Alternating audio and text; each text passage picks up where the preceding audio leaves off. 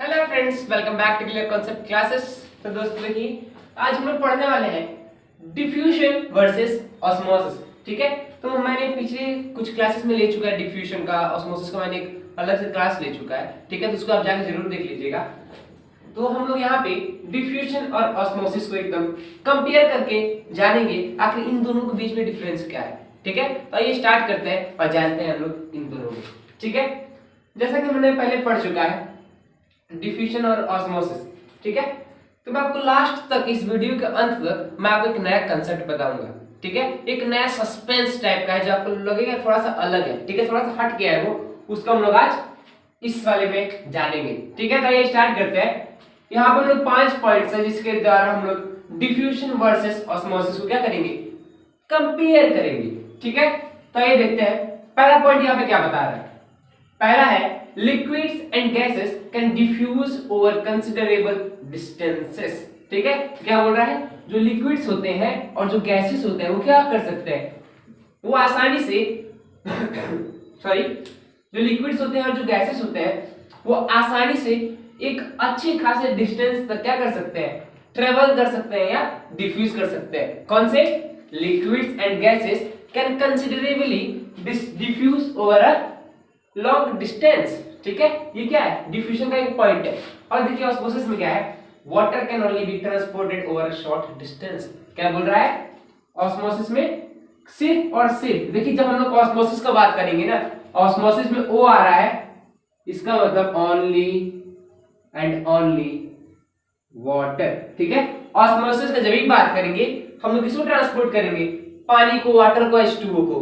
ठीक है, तो देखिए ऑस्मोसिस में क्या होता है, water can only be transported over a short distance. ठीक है, तो यहाँ पे आप देखें, यहाँ पे क्या था, कंसिडरेबल डिस्टेंस, मतलब एक कुछ हद तक वो डिस्टेंस है, लंबा डिस्टेंस है। और ऑस्मोसिस में क्या होता है, वो शॉर्ट डिस्टेंस होता है। ठीक है, ये एक पॉइंट मिला आपको। ऑस्मोसिस में हम लोग सिर्फ और सिर्फ वाटर का ट्रांसपोर्ट कर सकते हैं, पर डिफ्यूजन में हम लोग लिक्विड्स, कोई भी लिक्विड ले सकते हैं। ठीक है, अल्कोहल हो गया, वाटर हो गया, बेंजीन हो गया, किसी को भी ले सकते हैं, और साथ में गैसेस को भी ले सकते हैं। ठीक है, तो समझ आ गया वो पहला पॉइंट डिफ्यूजन और ऑस्मोसिस में। ठीक है, अब आते हैं दूसरे वाले पे। दूसरा पॉइंट क्या कर रहा है, ये देखिए, movement of the molecules of solute और सॉल्वेंट। ठीक है, इसका कहने का मतलब क्या हुआ, movement of molecules of solute और सॉल्वेंट, और यहाँ पे क्या बोल रहा है, movement of molecules of only water as a solvent. ठीक है, देखिए ये क्या बोल रहा है, डिफ्यूजन में क्या होता है ना, जो सॉल्यूट होता है और जो सॉल्वेंट होता है वो दोनों का ट्रांसफर हो सकता है, मतलब कि इन दोनों का ट्रेवल हो सकता है। पर ऑस्मोसिस में क्या होगा, सिर्फ और सिर्फ सॉल्वेंट का ट्रांसफर होगा, और सॉल्वेंट क्या है, वाटर है। ठीक है, सॉल्वेंट मैं वापस बताता हूं आपको, movement of the molecules of solute और सॉल्वेंट। ठीक है, तो यहाँ पे क्या होता है ना, जो सॉल्यूट होता है, देखिए सॉल्यूट क्या होता है, जो कम अमाउंट में होता है, सॉल्वेंट क्या होता है, जो ज्यादा अमाउंट में होता है, और इसे सॉल्यूट और सॉल्वेंट का मिक्सचर क्या होता है, सॉल्यूशन बोलते हैं, पता होगा आपको बस। तो वही डिफ्यूजन में क्या होता है ना, सॉल्यूट और सॉल्वेंट का क्या होता है, दोनों का ट्रांसफर हो सकता है। पर ऑस्मोसिस में क्या होता है, सिर्फ और सिर्फ सॉल्वेंट का ट्रांसफर होता है, और ये सॉल्वेंट कौन सा होता है, वाटर, पानी, H2O जो भी कहिए। ठीक है, तो दूसरा पॉइंट मुझे लग रहा है आपको समझ आ गया होगा। अच्छा, अब आते हैं तीसरे पॉइंट में, diffusion is rapid in gases but slow in solutions. ये सॉल्यूशन से छोटा फॉर्म लिख दिया, आइए पूरा लिख देते हैं, सॉल्यूशंस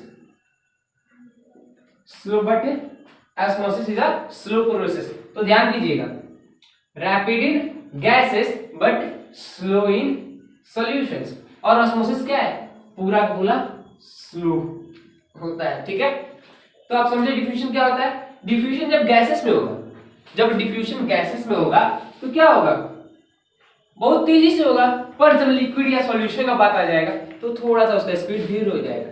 मैंने आपको एग्जांपल बताया था ना, डिओडोरेंट वाला, एक कोने में स्प्रे कर देते हैं, फटाक से 10-20 सेकंड बाद पूरी क्लास में फैल जाता है। ठीक है, सेम टू सेम वही है। और ऑस्मोसिस क्या होता है, स्लो प्रोसेस है। क्यों, सिर्फ और सिर्फ इसमें वाटर एज अ सॉल्वेंट का ट्रांसफर होता है, इसी कारण क्या है, ऑस्मोसिस एक स्लो प्रोसेस है। समझ आ गया होगा आपको। तीसरा सिंपल पॉइंट था ये। चौथा देखिएगा, ये थोड़ा सा सस्पेंस वाला पॉइंट चौथा आने वाला है, तो बने रहिएगा।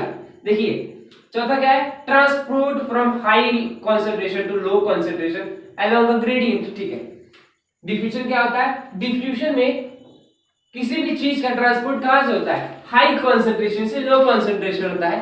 पर भाई साहब ये देखिए, transport of water from low concentration to high concentration, यहां कुछ अलग लग रहा है ना, low concentration to high concentration. भाई साहब नीचे से ऊपर कैसे कर रहा है, नीचे से या आप कहिए कि कम से ज्यादा में भेजना है। हम लोग एक्टिव ट्रांसपोर्ट करते थे ना, जिसमें एनर्जी का यूटिलाइज होता था, एटीपी का यूटिलाइजेशन होता था, मैं बता चुका हूं। जिसने नहीं देखा उस वीडियो को आप देख सकते हैं, प्लेलिस्ट में मिल जाएगा। ठीक है, तो यहाँ पे ऑस्मोसिस में आके एक्चुअली में कैसा हो गया, सोचने वाली बात है ना। तो देखिए एक्चुअली हम लोग कंसंट्रेशन, हाई कंसंट्रेशन कैसे कहते हैं, लो कंसंट्रेशन एक्चुअली हम कहते कैसे हैं। जैसा कि देखिए मान लीजिए कि आप पानी लीजिए 10 लीटर, ठीक है, 10 लीटर पानी में आप 5 kg चीनी मिला दीजिए। आप कहिए ऐसे, ठीक है, यहां आप लिखता हूं 10 kg water plus 5 kg sugar. ठीक है, 10 किलो पानी में 5 किलो चीनी मिला दीजिए। अब देखिए इसी 10 किलो पानी में, मतलब अगला अगला कोई और लीजिए, 10 kg नहीं होता है, लीटर होता है। 10 लीटर वाटर में आप क्या कीजिए, 1 kg शुगर मिलाइए। ठीक है, अब पूछ रहा बताइए कौन सा हाईली कॉन्सेंट्रेटेड है, हाईली कॉन्सेंट्रेटेड है कौन सा होगा भाई साहब, ये ई वाला ही होगा, पहला वाला ही हाईली कॉन्सेंट्रेटेड होगा। आपने ये पढ़ा होगा डाइल्यूट सॉल्यूशन, कॉन्सेंट्रेटेड सॉल्यूशन। तो डाइल्यूट सॉल्यूशन में क्या होता है, पानी की जो मात्रा होती है वो ज्यादा होती है, पर कॉन्सेंट्रेटेड सॉल्यूशन में क्या होता है, जो पानी की मात्रा होती है वो कम होती है। ठीक है, और यही आप बात आता है कॉन्सेंट्रेशन, कॉन्सेंट्रेटेड सॉल्यूशन, और यही बात आता है यहाँ पे कॉन्सेंट्रेशन का। ठीक है, तो एक्चुअली हम लोग कॉन्सेंट्रेशन किसको लेके बोलते हैं, वाटर मॉलिक्यूल्स को लेके बोलते हैं। ठीक है, तो देखिए जहां ज्यादा लिखा मतलब कि वाटर मॉलिक्यूल रहेगा, देखिए यहाँ क्या लिखा हूं मैं, लो कॉन्सेंट्रेशन में लिखा हूं मोर वाटर मॉलिक्यूल। ठीक है, मोर वाटर मॉलिक्यूल का इसका मतलब क्या हुआ, ये डाइल्यूट बन जा रहा है। ठीक है, और यहाँ पे देखिए हाईली कॉन्सेंट्रेटेड मतलब भी less water molecule, highly concentrated less water molecule मतलब क्या हुआ कि यहाँ पानी की संख्या थोड़ी कम है। जहां पानी की संख्या कम होती है उसको क्या बोलते हैं, हाईली कॉन्सेंट्रेटेड, और जहां पानी की संख्या ज्यादा होती है उसको क्या बोलते हैं, लो कॉन्सेंट्रेटेड।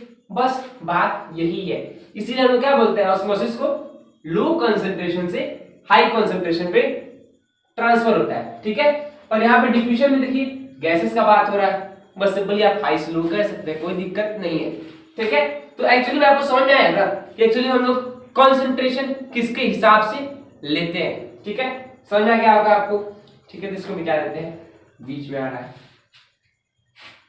तो आपको एक सस्पेंस यही था कि लो कॉन्सेंट्रेशन से हाई कॉन्सेंट्रेशन हो। मैंने पहले नहीं बताया था, मैंने पहले आपको ऑस्मोसिस का डेफिनेशन क्या बताया था, बस बता दिया था डिफ्यूजन ऑफ आप कह सकते हैं diffusion of water is called osmosis through semi permeable membrane. बस मैंने ये बताया था ना, मैं उस टाइम आपको कंफ्यूज नहीं करना चाहता था। ठीक है, तो आपको चौथा पॉइंट मुझे समझ में आ गया होगा। डिफ्यूजन क्या होता है, हाई से लो कॉन्सेंट्रेशन, और ऑस्मोसिस क्या होता है, लो से हाई कॉन्सेंट्रेशन।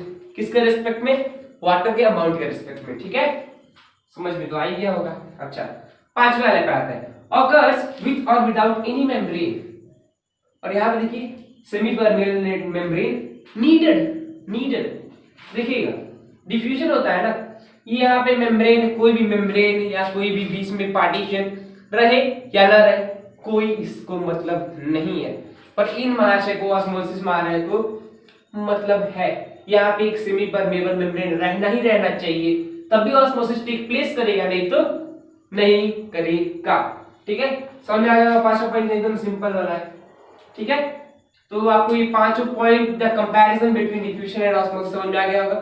ठीक है, तो आइए आखिरी में हम लोग इसका एक इन दोनों का अच्छा डेफिनेशन सुंदर सा डिस्कस कर लेते हैं। ठीक है, तो देखिए डिफ्यूजन का डेफिनेशन क्या होगा, ट्रांसपोर्ट ऑफ गैसेस और dissolved substances from a region of high concentration to a region of low concentration when the two are in direct contact, direct contact, ठीक है। जब कोई भी दो सॉल्यूशन या कोई भी दो गैसेस जब डायरेक्ट कांटेक्ट में होंगे तो उनके बीच में क्या होगा, आदान प्रदान हो जाता है। कैसे, हाई कॉन्सेंट्रेशन से low concentration, this is called diffusion. अच्छा, अब ऑस्मोसिस के पास आते हैं। ऑस्मोसिस देखिए, it is the transport of water from a region of low concentration to a region of high concentration through any semi permeable membrane. कोई भी semi permeable membrane आप ले सकते हैं, सेल का मेम्ब्रेन, प्लाज्मा मेम्ब्रेन ले सकते हैं, सेलोफेन पेपर होता है, ठीक है, आप लिखते हैं सेलोफेन पेपर, नाम शायद आपने सुना होगा इसका। सेलोफेन पेपर ले सकते हैं, या आप रबर ले सकते हैं, वो भी क्या है, एक सेमी परमेबल मेम्ब्रेन का काम करता है, ठीक है। तो ऑस्मोसिस और डिफ्यूजन बीच में डिफरेंस आपको पता चल गया होगा, ठीक है।